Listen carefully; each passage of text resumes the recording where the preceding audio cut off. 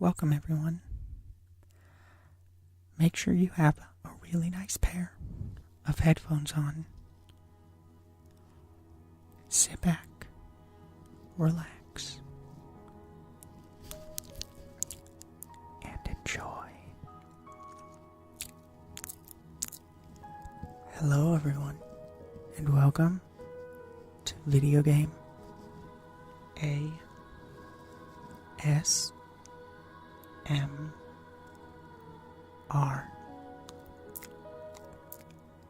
Today, we're going to be taking a look at a recent and temporary addition to Rainbow Six Siege in the form of the Outbreak mode. In Outbreak mode, the player is matched up with 2 online companions and is tasked with pacifying hordes of recently infected civilians in one of 3 missions, each with their own goals.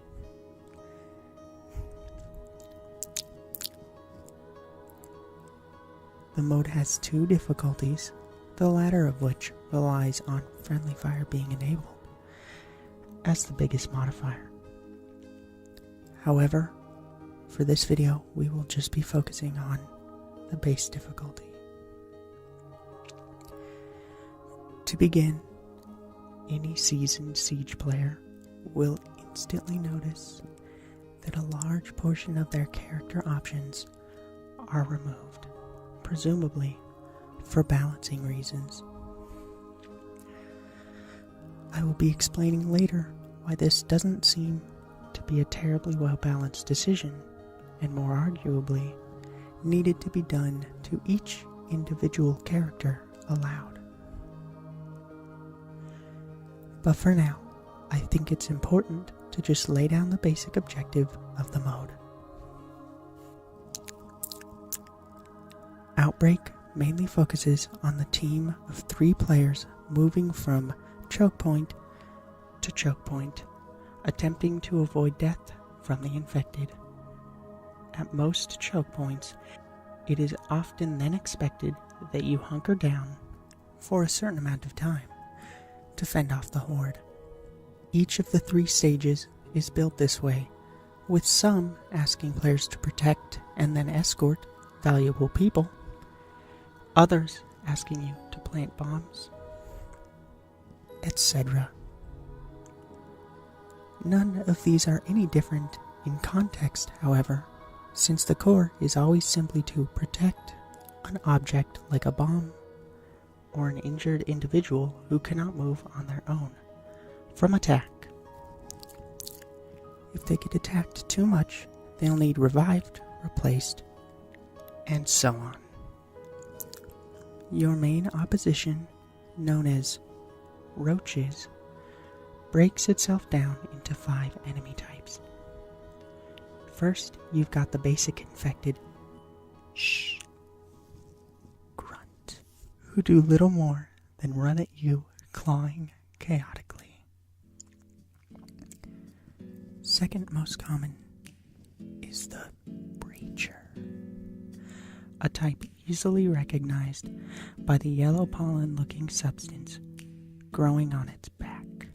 These infected attempt to run up to the player and explode.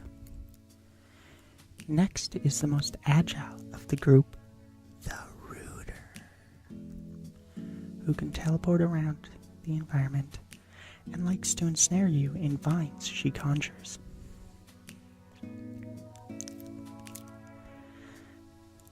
After her is the most brutish of the bunch, known as the Smasher, who sprints into a shoulder tackle and is fully armored outside of a weak spot on its back.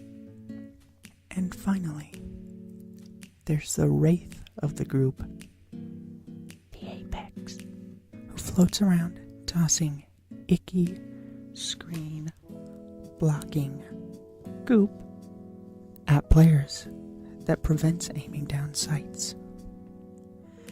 It can also spawn grunts and breachers nearby. The last 3 enemy types are always scripted in their appearances, so you don't have to worry about them getting the jump on you. You might already be able to tell, but this mode pulls a lot of its inspiration from games like Left 4 Dead. Unfortunately, I don't really think it holds up to the quality set by its peers. So let's get into why. There are really 3 problems with this mode, besides the repetition, which really dampen the experience. The first issue is that the enemies themselves aren't really that interesting to fight, and to some extent feel imbalanced. These enemy tropes aren't exactly uncommon in games, and they don't really do much here beyond what's written on the box. Most of them don't actually act swiftly enough to be a threat on their own, and instead are only dangerous when the player is absolutely overrun by other enemy types. As long as your team is the least bit coordinated, the smashers won't ever even hit anyone. And this is regardless of whether you're shooting their weak spot or stabbing it when they're stunned. The Apex just sort of floats around and occasionally throws stuff at you.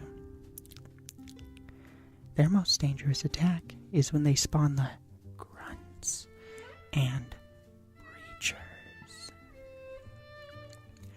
But as long as you aim for the breachers, you can take them all out with just a few shots, leaving the Apex alone and frightened. No, the most dangerous aspect to the enemies in this mode are the sheer amount of damage the special roaches can take, the numbers they come in, and some annoying quirks that make a few of them feel rather cheap. When traveling between choke points, you likely won't have much issue, but once you get to one of these areas and summon the horde, things escalate quickly. Since the infected can break down walls and jump through windows, it's not long before they're coming from every direction. This makes it incredibly easy to get ganked while focusing on other things. Meanwhile, the special roaches can often take what feels like 5+ clips from each of the 3 players before they'll die.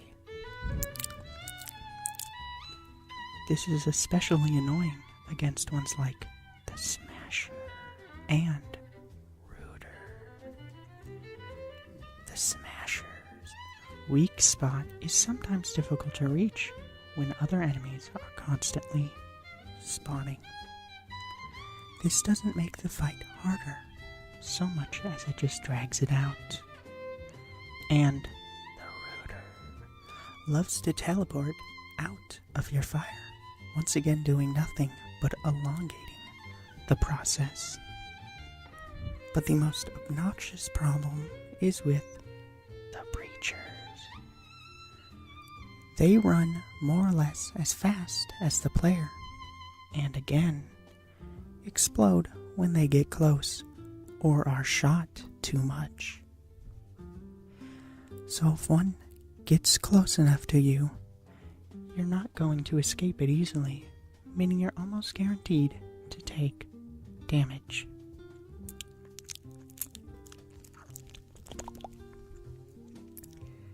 Now there is a way to kill them without them exploding, but I have no clue how to accomplish this consistently. It may have even just been a glitch. You might then think it's best to coordinate with a teammate and have them kill the breacher while it's chasing you.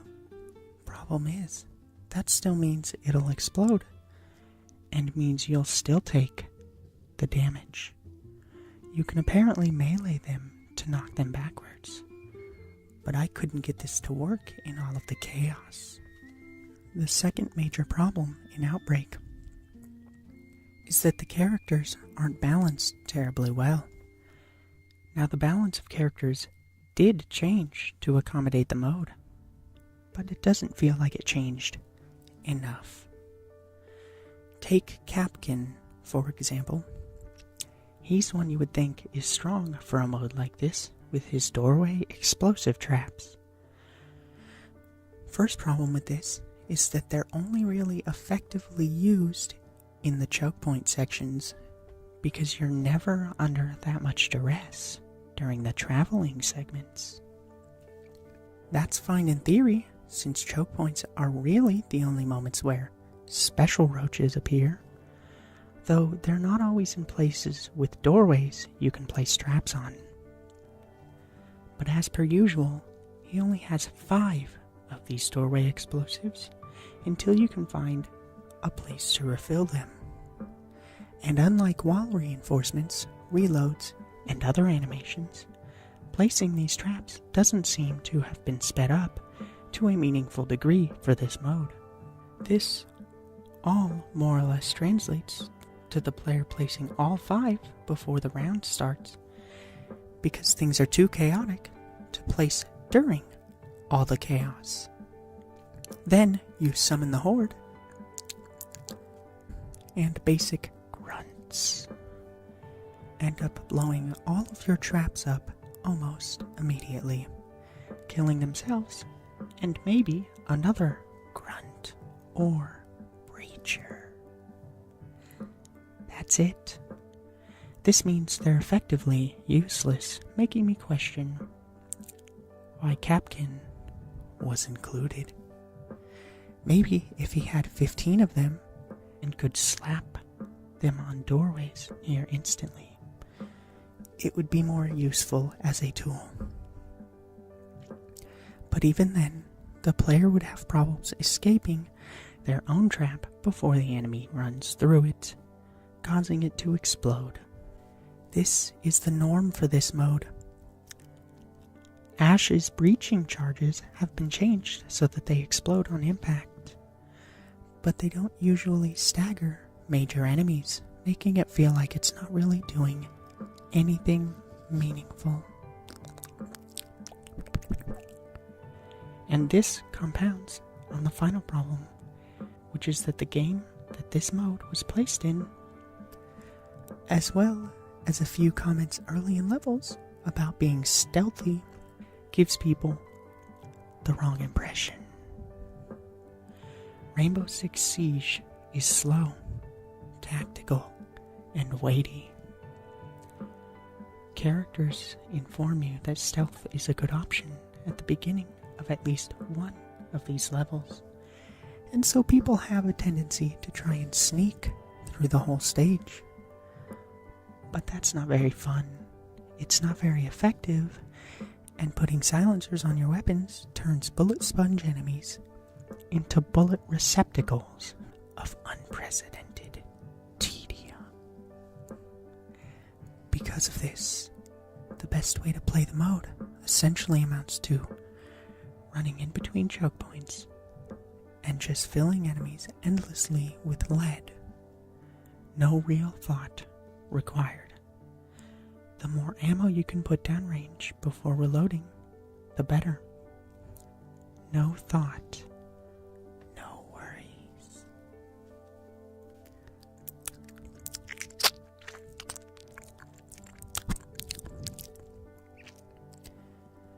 This mode, designed this way, doesn't belong in Rainbow Six Siege because it doesn't work with its mechanical design. If they wanted it to work, a greater focus on teamwork and stealth really should have been implemented. Make nearly all enemies 1, 2, 3 shot kills, but make them extremely dangerous if they can get an attack off on you. This means it'd be more about avoiding direct confrontation, and tactically exploring the stages as a team, similar to the main game. I understand the want to provide players with a different experience, but you can do that by simply building unique enemies and levels around existing mechanics. Instead, they just sort of plopped a zombie arcade game into Siege's design and expected them to play nice. This mode isn't aggravating to play when you're not teamed up with people trying to stealth their way through it anyway, but it's never really great fun either. I enjoyed my first stage well enough, but all I could ask when it was over was, is that it?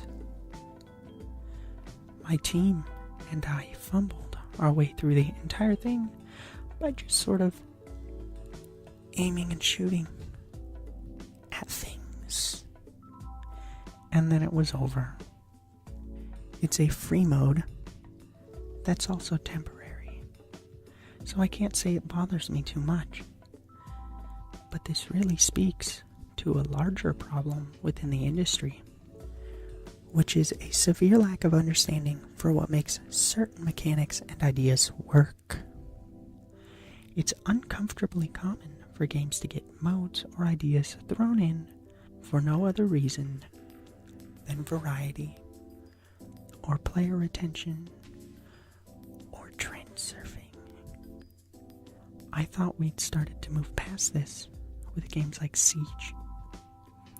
Sure, we'll always have our Destinies and our Mass Effect Andromedas, which are designed from the ground up without any clear understanding of mechanical consistency, but it at least felt like we were getting further and further away from the times where every game had to have a multiplayer mode, or had to have cover shooter mechanics, or had to be a platformer, or whatever.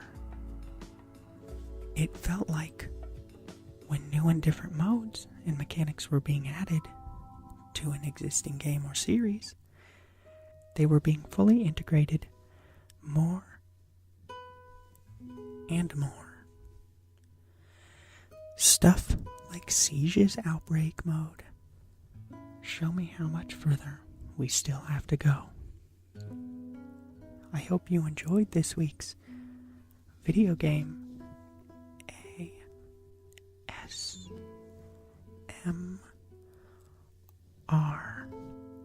What do you think? Do you enjoy Outbreak mode in Rainbow Six Siege? When do modes cross the line into no longer being mechanically consistent enough for you? Is that even a problem? Sound off in the comments below, and I'll see you next time.